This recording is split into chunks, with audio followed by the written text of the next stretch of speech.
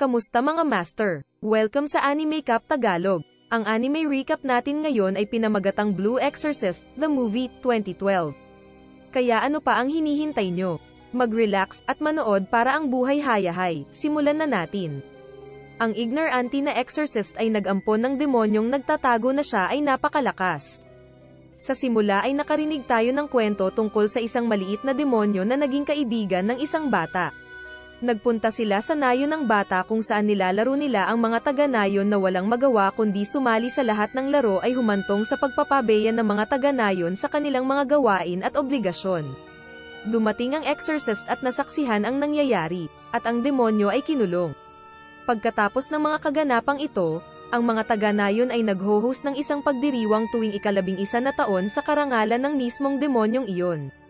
Makikita sa kwento ang isang exorcist na padre na si Shiro na nagbabasa ng libro sa dalawang batang lalaki rin at si Yukio Okumura ay tinanong kung paano sila kumilos kung inilagay sa sitwasyon ng batang lalaki mula sa aklat. Makalipas ang 11 taon hanggang sa kasalukuyang araw sa Crosstown, makikita natin na nagising si Rin, siya ay nakatulog at nakadapa sa kanyang mukha. Ang tanong ng dalawang batang lalaki na nakatingin kung ayos lang siya bago siya tuksuhin, ngunit naputol ito matapos mapansin ni Rin ang isang poster ng festival na pumipilit sa kanya na ipagpatuloy ang pagtakbo at pagreklamo dahil sa kanyang pagka-late. Maliit na itim na lumulutang na parang ball ang mga nilalang na kilala bilang Koltar ay makikita sa lahat ng dako. Iyon ay mga demonyong nasa ere ay lumalapit sa mga tao na may madilim na kalikasan at mga introvert. Makikita din natin ang mga tao na nagprepara para sa paparating na fiesta. Dito ipinakilala si Shira at nalaman niya na ang tubig ay tumaas hanggang sa mga daluyan ng tubig, bilang resulta ng utos ng krus na kailangang muling i-install ang kanilang mga mahiwagang harang na nagpoprotekta sa mga tao mula sa mga demonyo. Nalaman nila na ang mga mahiwagang harang sa lungsod ay kailangang palitan tuwing ika-11 na taon. Sa istasyon ng tren makikita namin ang kapatid ni Rin na si Yukio at isang batang esquire Shiremi. Hinihintay nila si Rin na halatang huli na. Si Yukio ay nagpatuloy sa pagkukwento kay Shiremi tungkol sa kanilang misyon na pagpapaalis ng multo na tren. Dumating ang tren na may presensya ng demonyo at si Shiremi ay tumingin sa loob na parang nalulungkot para sa demonyong malapit na ma-exorcist. Dahil wala parent si Rin, sumunod silang dalawa sa tren. Habang umaalis si Rin ay sumulpot at kahit papaano ay naabutan sila. Dito sinabi ni Yukio kung gaano kahalaga na palayasin nila ang demonyo sa pagsapit ng hating gabi. Nagpa siya sina Shiremi at Rin na suwayin ang kanilang superior, matapos sabihin ni Shiremi na maaari silang gumamit ng Chinese lantern plant para mapaalis ang mga demonyo sa tren sa tamang oras. Nang margining ni Yukio na hindi siya sinunod ng kanyang mga kasama, siya ay nakipagtalo sa kanyang kapatid. Sinabi ni Yukio na ang mga exorcist ay kailangan tulungan ang mga tao sa kabila ng mga posibilidad. Naputol ang pag-uusap nang malaman ng demonyo na nawawala ang mga pasahero. Ito ay nabuhay habang ang dalawang esquire ay naiwang nag-aagawan upang makatakas. Dito rin tinalakay ni Shira at Chang ang kambal na Okumura na nagsiwalat na halos magkapantay ang kapangyarihan ni Rin sa demonyong si Satanas. Si Rin ay nasa tren na ngayon ay kinakalaban ang demonyo, at pinalibutan ang sarili sa asul na apoy.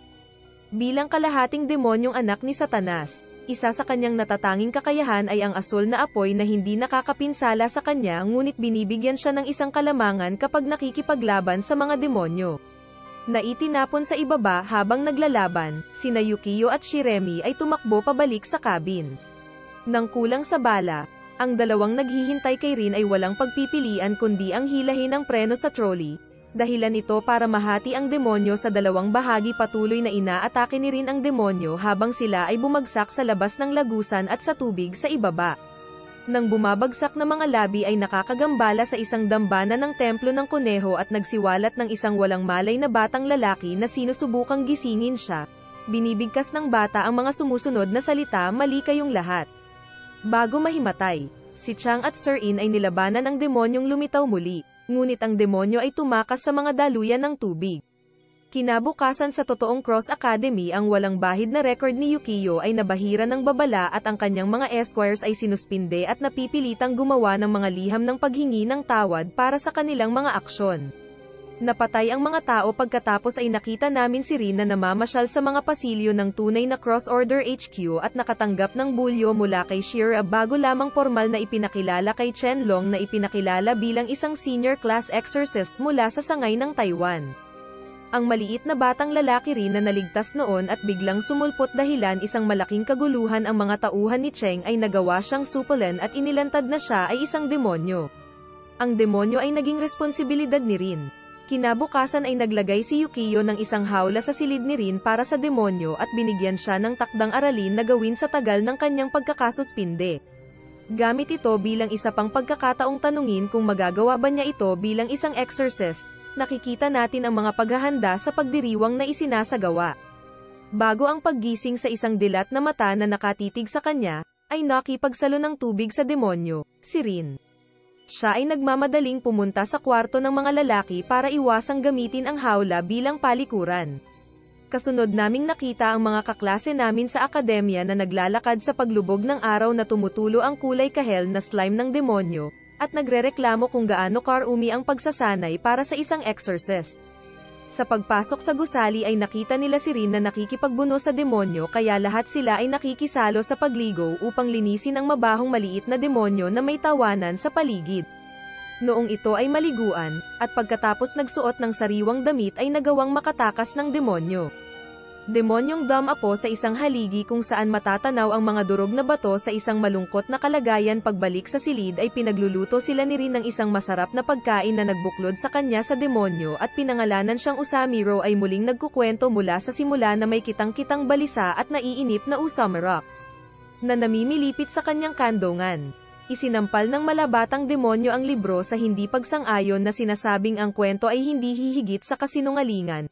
Ngunit ito ay nagdudulot lamang sa kanya ng pag-aalipusta dahil sa paninira ng mga bagay ng ibang tao. Iniaalok ni Rin si Usmaro para ipagtabuyan ang kanyang higaan dahil hindi siya gaanong matutulog dahil sa kanyang takdang aralin. Dumating si Yukio at nakita niya si Rin na nagsasaya kasama ang demonyo ay hinarap niya si Rin tungkol sa hindi niya pagkumpleto ng kanyang takdang aralin. Pagkatapos ay umalis siya at nag-flashback tungkol sa kwento sa simula ng pelikula ay naalala niya kung paano tinanong ng kanilang ama kung ano ang kanilang gagawin kung makatagpo sila ng demonyo. Ang sumunod na eksena ay nakita si Yukio na bumababa at nakikipag-usap kay Chang kung saan ibinahagi niya sa kanyang kasamahan na ang kanyang ninuno ang nagbuklod sa demonyo mula sa kwento na nagpapatunay na nangyari nga ang mga bagay tulad ng inihula sa lumang alamat. Ang mga kaklase ay nakita sa kalaunan na naglalaro ng baseball at sa palaruan ng akademya ay hinikayat ng grupo ang pint-sized na Usemuro na tumama sa isang home run.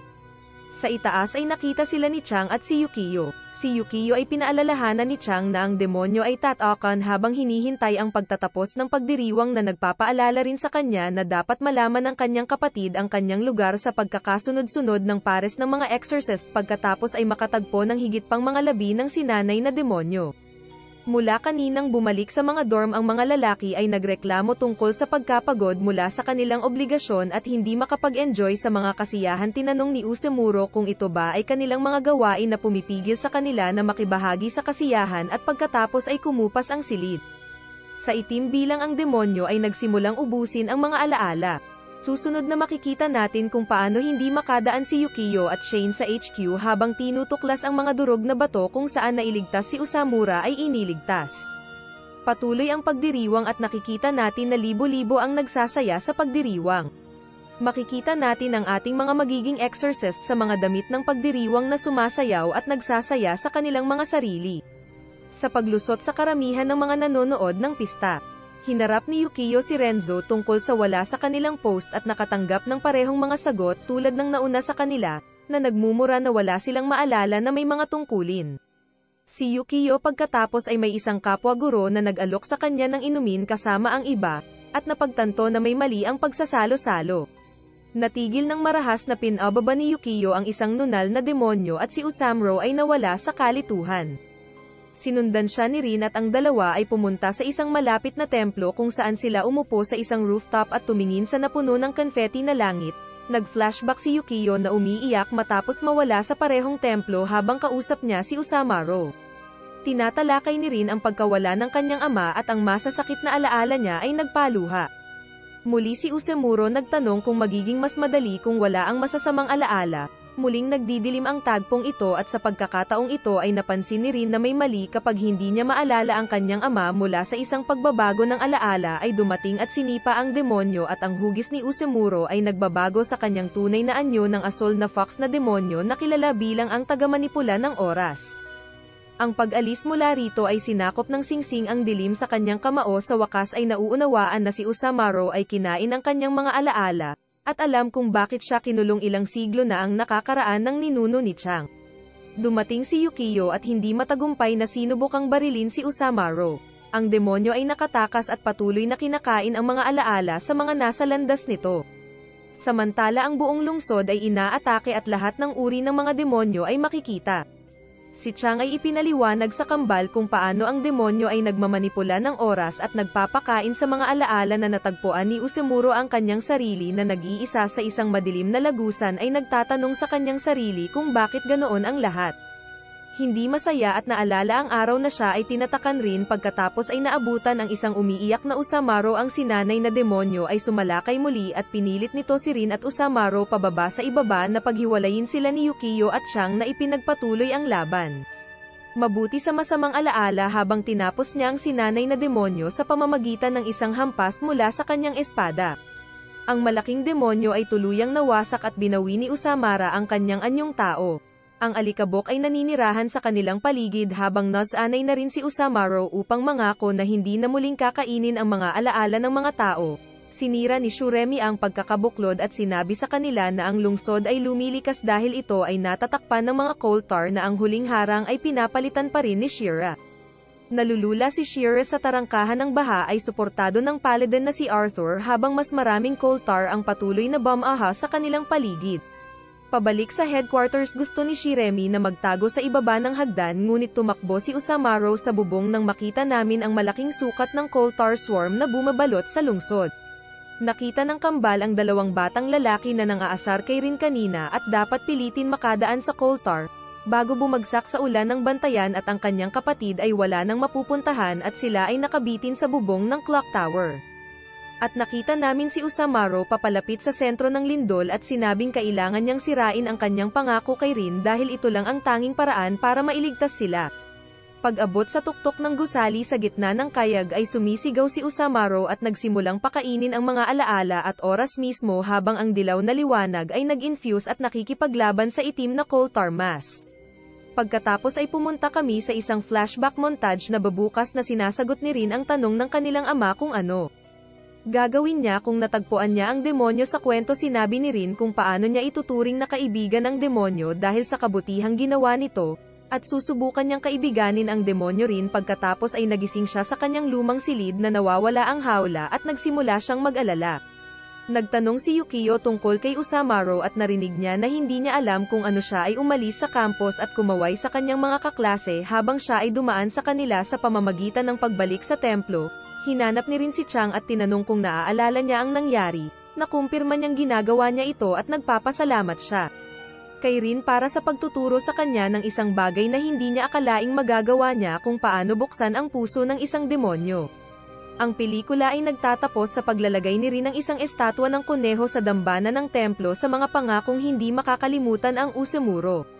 Hey, salamat sa pananatili hanggang sa huli. Kung nagustuhan mo ang video, i-like mo ito kahit isang segundo lang, pero nangangahulugan ito na ang lahat sa amin ay magandang araw at magkita-kita tayo sa susunod na video.